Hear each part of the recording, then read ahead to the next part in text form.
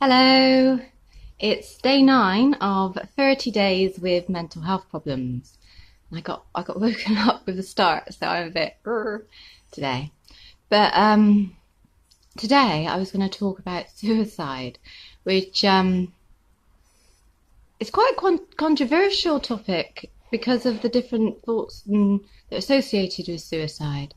But I was just going to tell you, this is to people who feel suicidal, I think, rather than educating other people about suicide.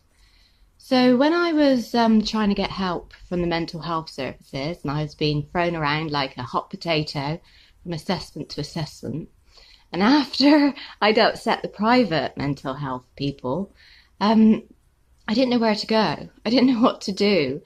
And my intrusive thought was intense. It would not stop. I couldn't stay awake. I didn't have any medication to help me. I didn't have anything to knock me out.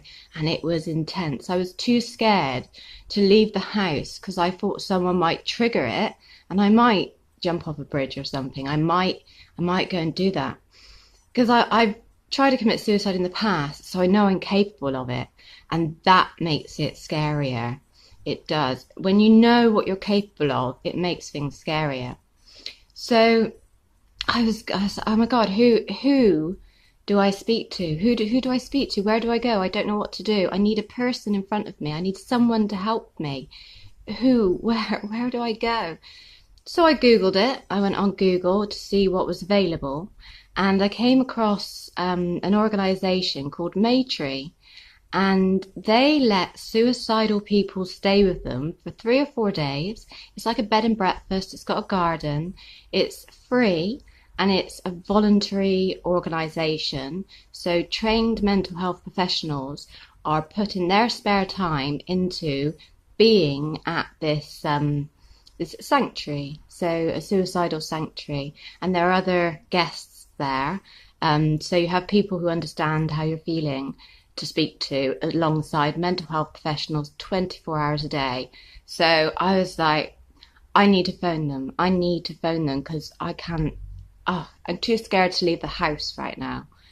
And so I phoned them and they said, yes, they did have space, which is fantastic. My cat. They had space for me to come as soon as I wanted to come. But they like to give people 24 hours to think about it before they book the place. There was a place for me, just 24 hours. So, oh, it's my cat. So, so he wants to be famous.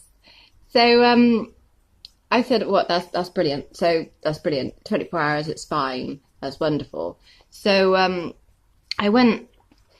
So I hung up and I was like, right, I got to get my stuff together. I got to see if I can get on the train because that's around people and will I be okay? But I just focused on getting to this sanctuary. And so I packed my stuff. I was ready.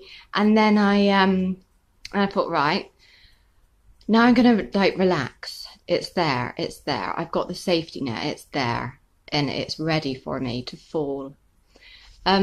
So I opened a bottle of wine, and as you do, and decided to watch my favourite film, which is Gladiator, because my psychologist said it's about revenge, but I don't think it is. I think it's about a man who has lost everything, and he finds the strength inside to keep going and to keep fighting. So I watched this film a lot.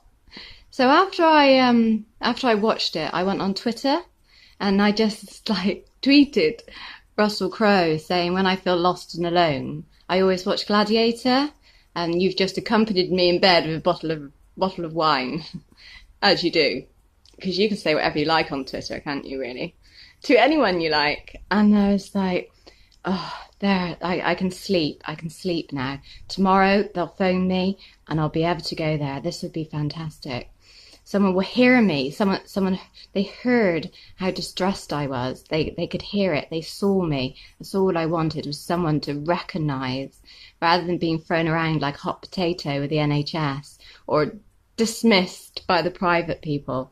these people, they saw me. That's all I wanted, was someone to notice me, to notice how much pain I was in and how much help I needed. So I went to sleep. And then in the morning, I thought, right, okay, so my stuff's ready. I'm just waiting for the phone call. Then my phone pinged. So I thought, oh, okay, maybe they text me. So I opened it up and it was Twitter. And this is what I found. Russell Crowe had replied to me on Twitter. Russell Crowe had replied to me on Twitter. And I'm privileged. And at my hour of need, at this moment where I felt so alone and so unnoticed and like nobody cared, Russell Crowe replied to me. And I was like, I sat on my bed in shock. He's, of all the people in the world to have noticed me at my hour of such desperate need, it was Russell Crowe. That's phenomenal. That's amazing. I couldn't even get over it.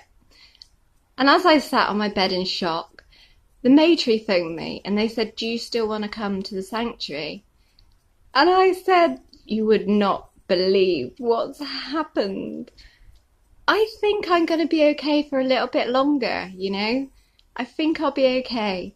I just need to hang on. And I've just been given so much strength from this one tweet that I was like, oh, it might be okay, you know. I just need to hold on a bit longer. So my point of this today is, to anyone who's feeling suicidal, just hold on, because you don't know what's going to happen tomorrow. You don't. Anything could happen, anything. You just need to hold on, because if you are suicidal, if that's how you feel, the only thing things can get is better. If you are at that point, the only thing things can get is better. That's it. And I just like, wow. Thanks, Russell Crowe.